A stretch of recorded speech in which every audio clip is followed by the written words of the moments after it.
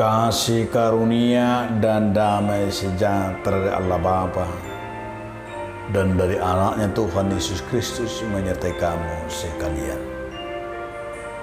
Amin. Salam saudaraku, firman Tuhan bagi kita hari ini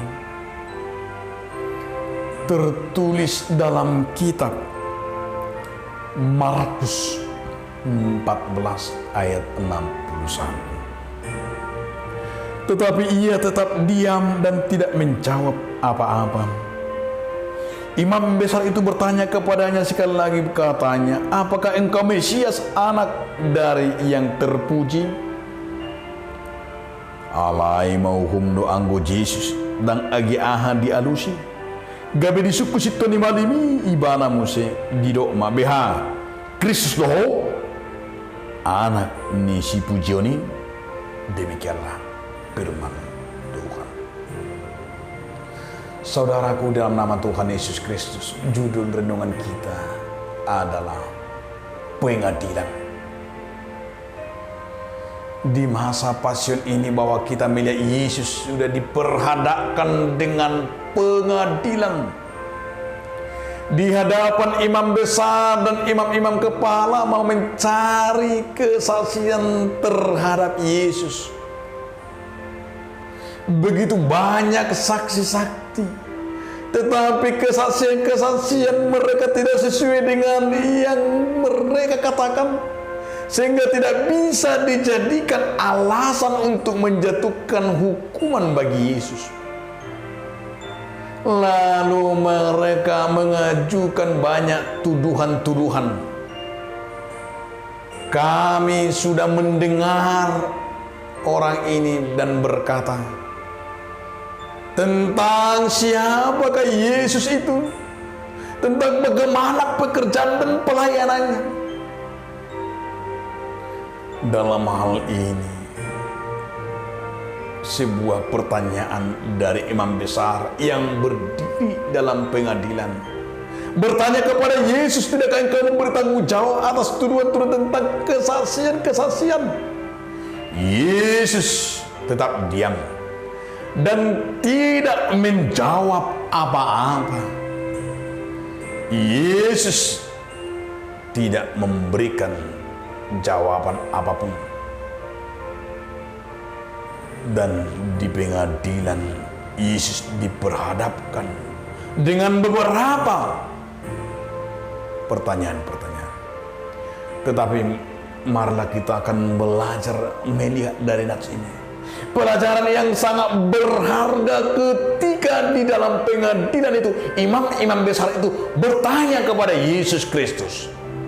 Ada beberapa hal yang harus menjadi perlindungan bagi kita. Yang pertama bagi kita, Yesus akhirnya menderita karena iri hati, karena ketidaksukaan, karena kebencian yang berlebihan dari ahli-ahli Taurat, dari ahli-ahli Farisi, pemuka-pemuka agama yang selalu berupaya membunuh Yesus. Perenungan ini, dosa-dosa semacam ini tidak boleh.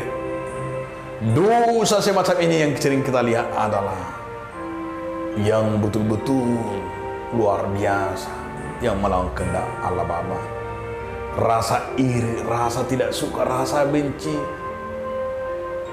bahwa ketamakan, sehingga bahwa Yesus sampai dijerumuskan ke dalam tuduhan-tuduhan palsu. Bahkan termasuk kita lihat Yudas Iskariot masuk ke dalam ketamakan. Murid Yesus salah satunya Yudas Iskariot adalah yang berupaya menjatuhkan, yang berupaya adalah yang bertindak dengan kejahatan. Dia berpartisipasi dalam penderitaan Yesus Kristus. Justru dia salah satunya orang dalam yang membuat Yesus menderita. Pelajaran yang berikut saudara-saudaraku yang kita lihat dari pengadilan Yesus di hadapan para imam, yaitu kita melihat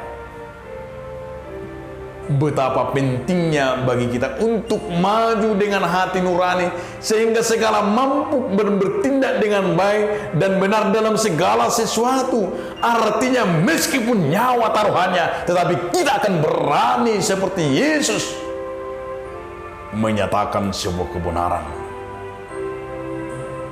Nyawa taruhan daripada kebenaran itu. Karena itu saudara-saudaraku, jangan karena uang, jangan karena ambisi, sehingga kita tidak berani mengabaikan kebenaran dari suara Tuhan. Kebenaran suara Tuhan tidak boleh kompromi dengan dunia ini. Tetapi Yesus memberikan kepada kita kepastian. Ia rela berkorban, bahwa pengadilan di dalam menghadapi imam besar adalah sebuah kepastian. Tidak mau, tidak takut kepada dunia, tetapi menyatakan sebuah kebenaran surga. Amin. Terima kasih Tuhan atas firman-Mu, agar kami Tuhan menyatakan kebenaran-Mu. Amin.